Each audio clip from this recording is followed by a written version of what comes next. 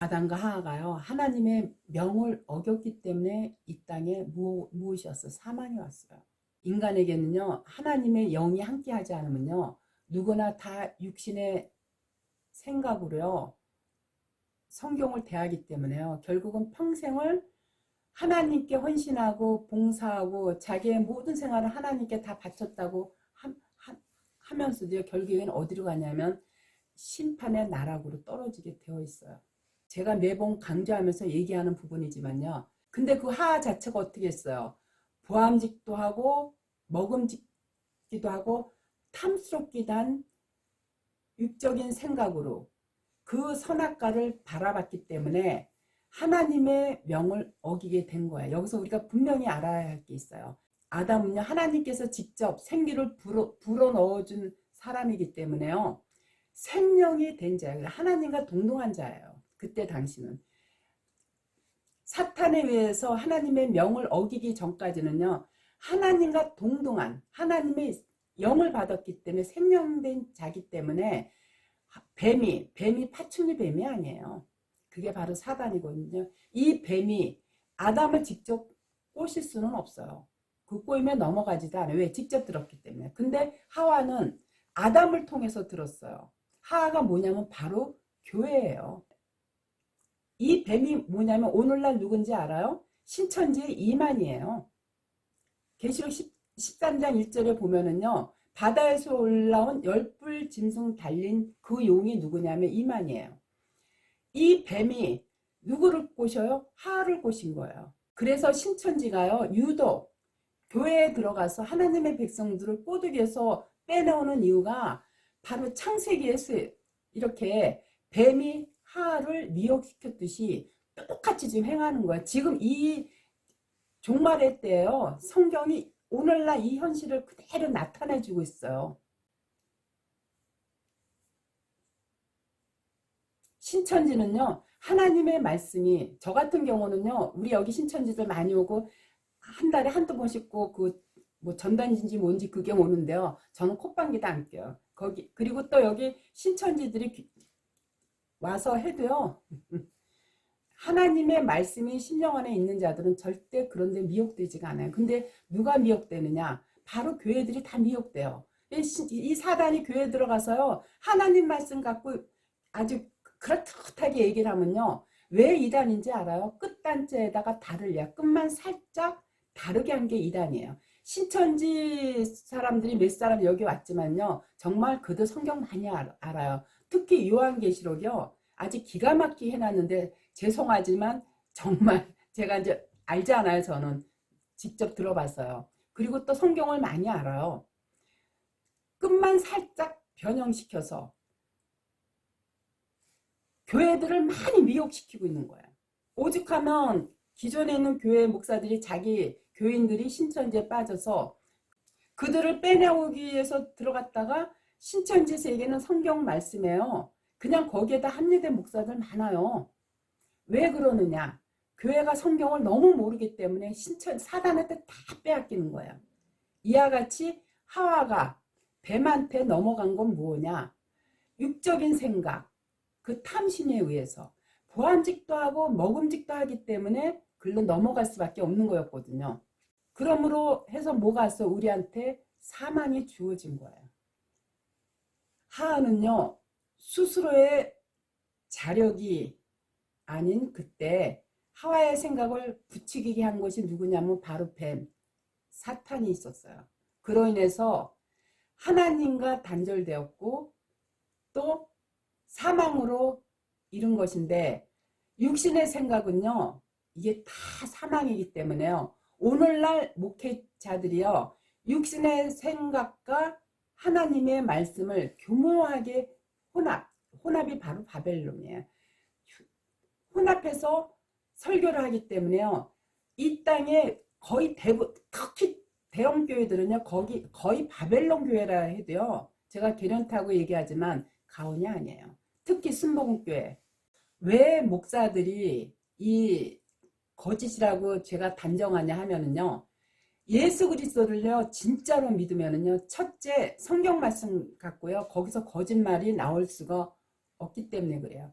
말씀이 성령인데 어찌 거기에 거짓이 존재할 수 있겠느냐는 거죠. 따라서 성령이 임한 자는요 권능을 받기 때문에 예수 그리스도만 중고하게 되어 있어요. 그리스도의 말씀이 자기 심령 안에 거하면 거할수록요 자기란 존재 자체는 점차적으로 없어져요. 그렇기 때문에 자기 자랑할 것이 아무것도 없기 때문에요. 오직 하나님의 말씀만 대원하고 그 말씀에 순종하면서 살아가는 거예요. 바울도요 다메섹에서 하나님을 만났어요. 바로 빛을 만났어요. 그때 바울은요 스데반이 순교하는 것을 보고요 더욱 난폭해졌을 그때거든요. 사도행전 9장 2절에 보면 다메섹 여러 해당에 갈 공문을 청하니 이는 만일 그 돌을 쫓는 사람을 만나면 물어 남녀하고 결박하여 예루살렘으로 잡아오려 함이라. 이와 같이요 바울이요 하나님의 백성인 다시 말해서 예수님의 제자들 그리스도를 믿고 따르는 자들을요 다 잡아들이게 급급했던 그 시절에 바로 누굴 만나냐면 다메섹 도상에서 빛을 만난 거예요. 빛이 바로 예수 그리스도거든요. 그때 하나님의 빛이 심령 안에 들어가자요. 그때부터 바울은요 그리스도의 말씀 이 성령을 자기 마음 그리스도에 담아서 그를 증거하는데 온 힘을 다했어요.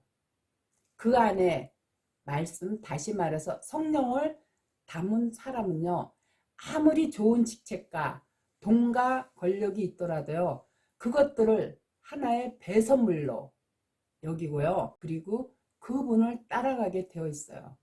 그리고 바울은 뭐라 했냐면요 자기가 자랑할 것은 딱 한 가지라 그랬어요. 날마다 죽는 그것밖에 없다고 그랬고 그래서 고린도전서 15장 31절에 보면은 형제들아 내가 그리스도 예수 안에서 가신 바 너희에게 대한 나의 자랑을 두고 단언하노니 나는 날마다 죽노라. 예수님의 말씀이요 우리 안에 들어와 있으면요 그 자체가 바로 영이 들어와 있는 거기 때문에요 하나님이신 그리스도의 영이 우리의 심령 안에 함께 거하면요 그야말로 다른 얘기할 거 하나도 없어요. 육은 무익하고 살리는 것이 영이기 때문에요 구하라고 명한 말 외에는요 절대 다른 말을 지어내지가 않아요. 대부분의 목사들이요 기도 많이 해서 교회가 이만큼 부흥되었다. 성령의 은사를 받아서 병을 치유하는 능력을 받아 그로 인해서 교회 수가 지금 10배로 늘어났다. 그러니 우리 교회에 와서 예배 보는 자들은 11조 꼬박 내고 감사헌금 많이 내면 하나님께서 자기에게 축복의 은사를 주셔서 돈 많이 벌게 할 수 있다고 이러한 너스레들을 떨고 있어요. 그러한 너스레를 떠는 교회들이 지금 커져 있는 거예요. 이와 같이 성경에 없는 말씀을 육신의 생각으로 전하게 되면요 그게 다 심판으로 가는 것인데요 하나님의 말씀이 영 안에 거한 자들은요 그리스도 영이 인도하기 때문에요 그런 거짓말로 전하라고 해도 전하지를 못해요. 왜? 하나님이 어떤 분인지 알기 때문에 두려워서 못해요. 근데 목사들은 하나님을 두려워하지 않아요. 왜? 성경을 모르니까. 우리가 진정으로 기도할 때요 하나님께서 들어주시는 것은요 딱 한 가지밖에 없어요. 하나님 나라의 의와 그의 나라를 구하는 그것밖에는요 하나님께서 우리의 기도를 들어주시지 않으세요.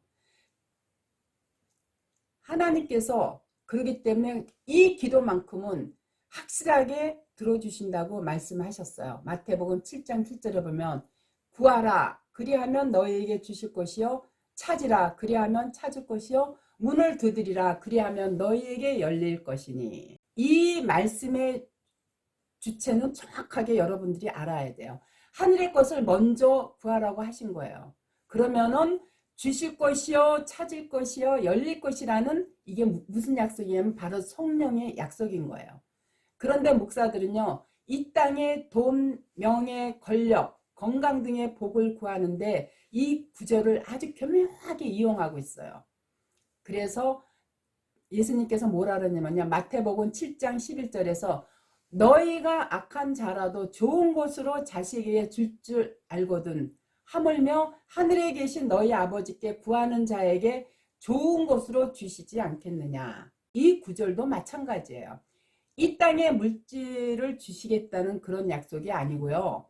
이 땅의 소욕이 물질이나 명예나 권력의 복으로 오해하면요, 이게 바로 지금 오늘날 교회에서 이러한 성경 구절을 교묘하게 인용해 가지고요, 너 하나님께 기도해봐 들어줘, 이렇게 엉뚱하게 해석들을 하고 있어요. 그렇지만 성경에서 모든 복은요, 영생에 대한 복이고, 그 기도, 우리가 영생을, 우리가 구원을 위한 기도를 할 때 그 기도는 다 들어주신다고 약속했기 때문에 우리는 그 기도만 열심히 했을 때, 우리가 하나님 나라로 갔을 때 그게 가장 큰 복이에요. 우리가 죽을 때 이건희 씨 수조원이 있어도 죽을 때 단 한 푼도 가져가지 못했잖아요. 한 푼도 가져가지 못하는 그게 무슨 복이냐고요. 그렇지만 하나님의 영의 말씀이 내 안에 거한 자들은요, 바로 여기 자체가 천국이기 때문에 천국 뭐야? 영원히 사는 거거든요. 그거보다 더 큰 복이 어디 있어요. 그렇지만 교회는 이거는 분명히 알아야 돼요. 일단 하나님의 아들들이 되고 나면요, 우리가 이 땅의 것을 구하려고 기도하기 전에 먼저 하나님께서 우리의 필요를 알고 계시다는 이 분명한 사실이요.